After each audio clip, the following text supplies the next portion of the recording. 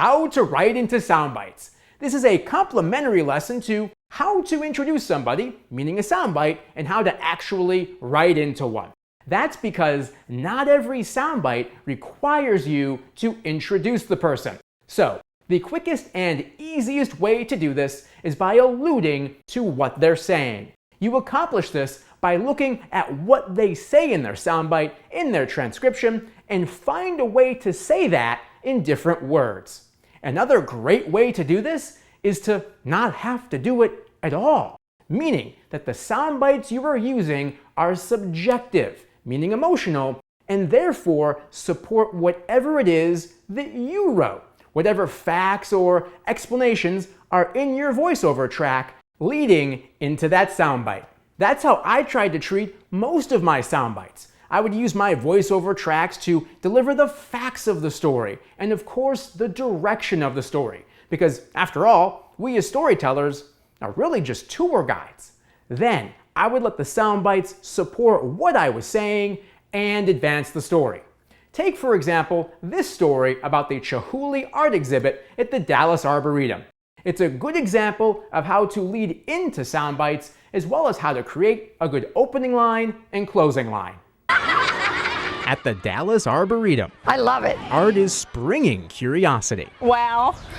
This intricate hand-blown glass by world-famous artist Dale Chihuly is finding as many friends as the regular attractions that grow from the ground. This is amazing, and the way the light plays off of the glass with the flowers is just so inspiring. Amy Betcher is a part of a family of artists who are wowed. I love how playful they are and how they dance around. I just love how much fun it is. I think it's spectacular, just the technology and the colors, the shapes, and just, I'm amazed that people can envision it, think of it, and then create it. Barbara Denman is out here trying to capture the beauty. Well, I know the Arboretum's taken 10 years to get him here. There are 15 sculptures here and are all unique to the Arboretum. Chihuly exhibits are designed for the specific place they'll be displayed. You'll only see this grouping here.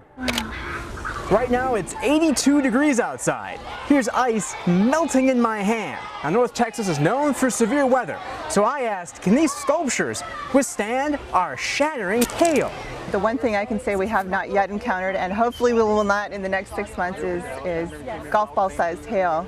But we have weathered hailstorms, we've been through hurricanes. Britt Cornett with Chihuly Studios would know. There have been more than 200 exhibits around the world, giving you an idea of how graceful glass can be. In Dallas, Andrew Telian, NBC5.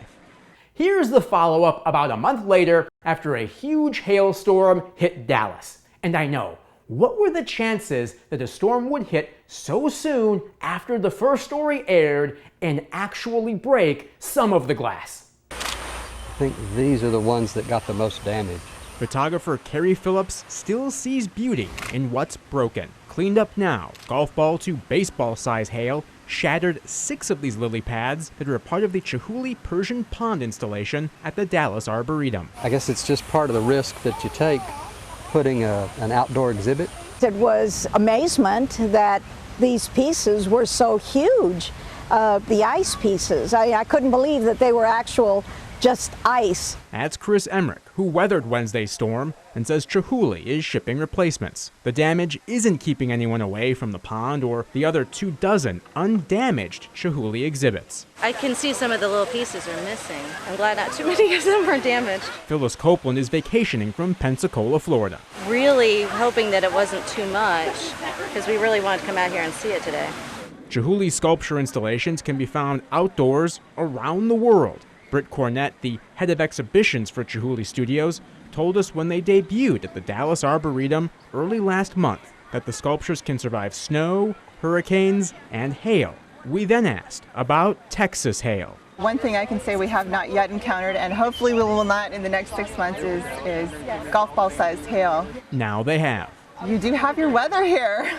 In Dallas, Andrew Telian, NBC5. So hopefully both these stories have done a good job at illustrating this and having them both be about the same topic and one a follow to the original story also help as well. So as always, if you have any questions, please feel free to reach out. I'll see you in the next video.